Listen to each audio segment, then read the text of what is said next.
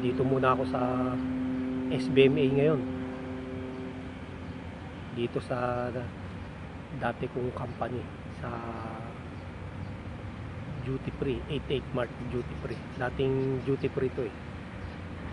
Kaya masarap tumambay dito lalo pagka mainit yung panahon.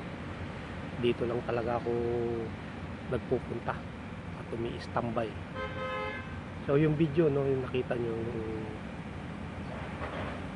sa investment ko nun sa tipo, yung sa lote, yun yung aking nabili nung nasa abroad ako. Buti na lang nakabili ako nun. Malaking bagay na rin kahit na papaano, kahit na walang nagawang bahay kubo, at least kahit paano may lote ako. Isang 100 square meter yun. Yung isa naman nasa 64 square meter. Bali dalawa. Nasa Europe naman ako nung nabili ko yung ano, 64 square meter. Yung 100 square meters nasa Korea pa ako nun. Kaya malaking bagay din.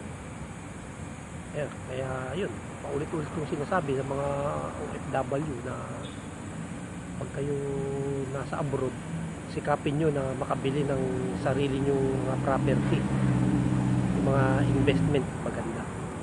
Kagaya nyan, yung lupa't bahay kung kaya nyo bumili, kung kaya nyo makapagpagawa ng bahay na sarili nyo, kesa yung nakikitira kayo kahit sarili nyong bahay sa magulang nyo. Mahirap din kasi magulo, katulad sa akin. Ako, pinapalayas ako sa amin. Diba? Nakatulad nung sabi ko sa mga nakaraan kong vlog, pinagbabantaan pa ako na papatayin daw ako. Kaya ganun. Mahirap kasi ano eh, mahirap may kasama yung mga mali tapos gusto mong itama. Maraming magagalit sa'yo. Kaya maganda yung umalis na lang ako doon.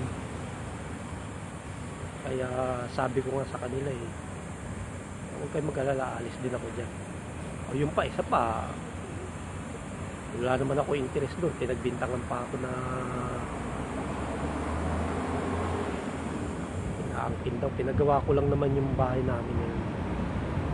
Sabi ko nga, sayang, sana hindi ko na ginastosan yun. Yung perang ginastos ko doon, pinagpagawa ko na lang ng sarili kong bahay. Di sana may sariling bahay na ako. Pero okay lang, at least kahit pa paano, bago namatay yung nanay namin, nakita niya na maayos yung bahay na yun. Yun lang naman yung dahilan nun eh, kaya ako nagpursige mag-abroad para at least mabigay sa nanay namin yung hindi niya naranasan noon. Yung maayos lang pagka umuulan, bumabagyo, at pag bumabaha, diba? Mahirap yung ganun. Binayaran ko lang yung amilyar nun, pero pinagdudahan pa ako. May plano doon. Wala tayong magagawa, ganun talaga eh. Kaya ngayon, dito, naghahanap ako ng pwede kong ma-apply na trabaho. Para pag nakapagtrabaho ako, uli, sana, makahanap na ako ng maupahan muna. Uupal na lang ako muna. Tapos unti-unti napapagawa naman yung bahay ko pinapagawa sa tipo. Para pagka natapos yun, doon ako titira. Hindi na ako uuwi sa amin. Para at least okay lang naman na mag-isa. Sanay naman ako mag-isa eh. At makabayad ng utang, yung pamasahe na inutang ko pauwi dito sa Pilipinas. Kagaya ng sinabi ko sa aking mga nakaraang vlog, na stranded ako sa Budapest airport. Yung kapitbahay namin yung bumili ng ticket ko, Italian citizen yun. Shout out kay Ate Bebe yan. Huwag mag-alala Ate Bebe, pagka ako nakapagtrabaho makakabayad na ako sa natitira ko pang balance maraming salamat talaga sa iyo sa ginawa mo. Nakauwi ako ng maayos. Dahil siyempre nakakayak, may isang taon na eh. Pero okay lang. Ganun talaga eh, wala tayong magagawa. Nag-aalaga pa kasi ako ng bata eh.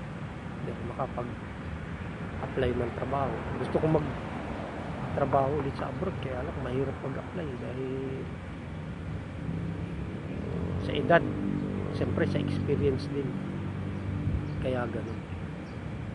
Okay, so sa video na ito, gusto ko lang bigyan ng paalala yung mga kapwa natin OFW. Huwag niyong sayangin yung pagkakataon na nasa abroad kayo. Lalo na pag kumikita kayo ng pera o malaki yung kinikita ninyo. Bumili kayo ng sarili ninyong property.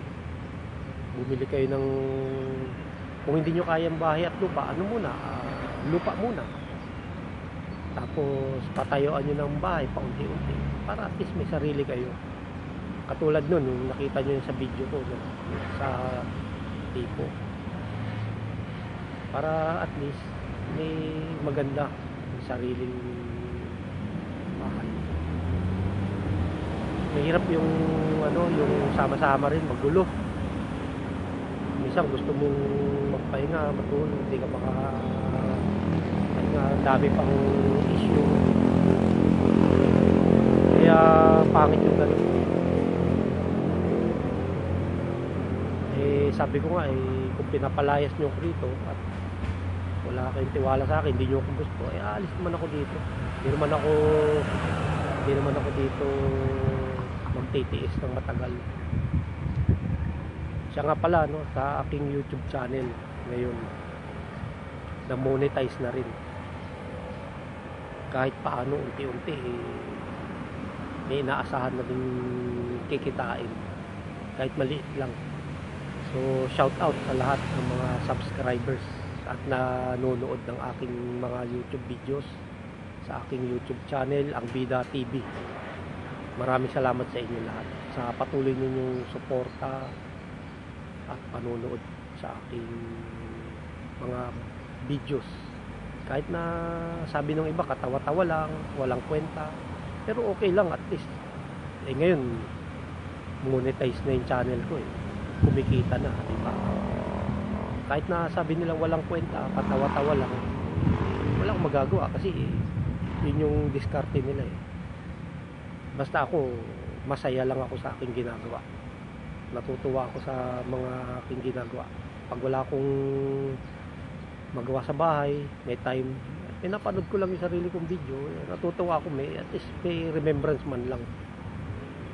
Nandiyan lang sa YouTube. Okay, kaya kayo habang mga bata pa, kayong mga gusto nyong mag-abroad o nasa abroad kayo, mag-isip kayo ng maganda na wag yung negosyo lang yung gusto nyong pasukin. Dapat may sarili muna kayong bahay at lupa kasi importante yun. Kasi marami ako kasama nun sa abroad mga ang lalaking pera sa Korea. Umuwi sila sa Pilipinas, lalaking pera nila. Pero nasayang kasi yung mga negosyo nilang napili hindi nag-click. Kasi yung pagnenegosyo kasi pinag-aaralan yan Hindi yan basta pag gusto mong pasukin o itong gusto mong negosyo, ito na. Hindi ganun yun Kailangan yan pag-aralan mo rin kasi kailangan yan pag magne-negosyo ka, may sarili kang pwesto Hindi pwede yung uupa ka tapos pag umupa ka, laking babayaran mo, tubig, ilaw, wifi, tapos yung mga tauhan mo pa. Nagkataon na pandemic noon, kaya ganun. Sayang yung pera nila. Kaya sabi ko nga kung ako yung nagkaroon ng pera ganun, sigurado mayroon akong sariling lupa't bahay na. Ayun, nag-apply ulit sila sa abroad. Parang learning experience nila yun. Kasi yung iba bumili ng sasakyan, katulad ng mga nakaraan sinasabi ko sa aking mga vlog, sasakyan, kumuha ng mga pahulugan na yung mga bahay at lupa na hulugan na yung anong tawag doon, basta sayang din, hindi nila natapos bayaran eh. Kaya dapat kung hindi mo alam na i-manage yung gusto mong pasukan na negosyo, eh wag na lang.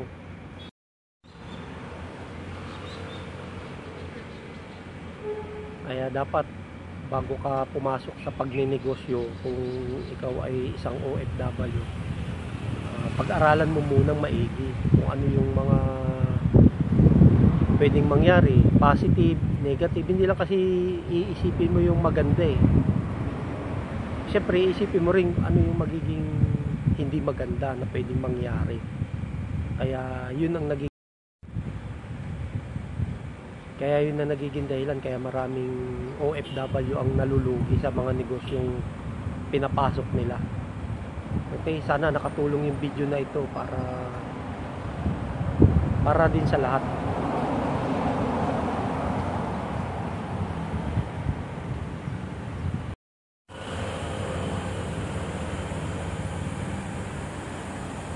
So yung video ko sa lote ko sa tipo, nakita nyo, wala na yung mga bakod nun kasi yung pintuan nun nilipat sa kabila, kaya nagiba yung mga bakod nun kasi buho lang yun eh. Mahinang klase lang yung bakod nun, tapos matagal na, ilang taon na rin sa akin yun, pinakialamanan. Siyempre kahit sino naman magagalit. Kung nagalit ako, minura-mura ko daw sila, ako pa yung pinabarangay. Dapat ako ngayon magpa-barangay, magreklamo kasi pinakialaman na nila yung property ko. Hindi ko naman pinapalinis sa kanila yon. Yung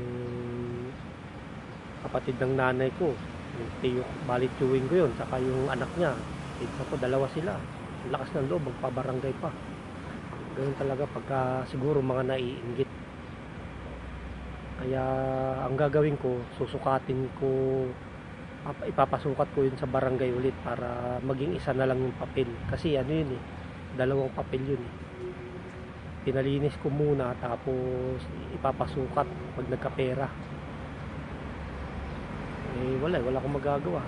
Maraming marunong eh. Pinintasan pa yung bakod ng lote ko dahil buho lang daw.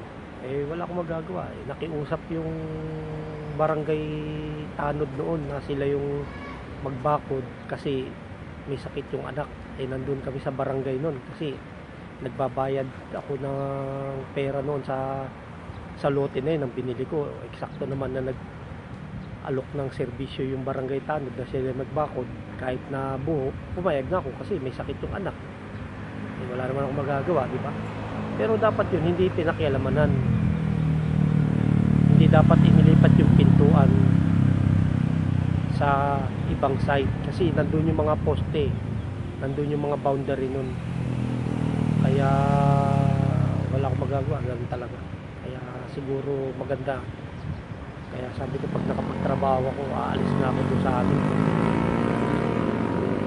Uupa na lang muna ako, tapos pag nagawa yung pinapagawa kong bahay, doon ako titira. Mahirap may kasamang yung baluktot yung pag-iisip. Yung gusto mong itamay mali, sila pa yung nagagalit.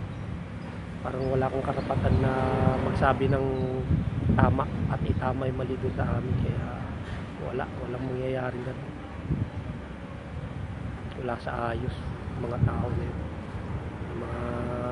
Huwag mo nang sabihin ka mag-anak, walang kwenta.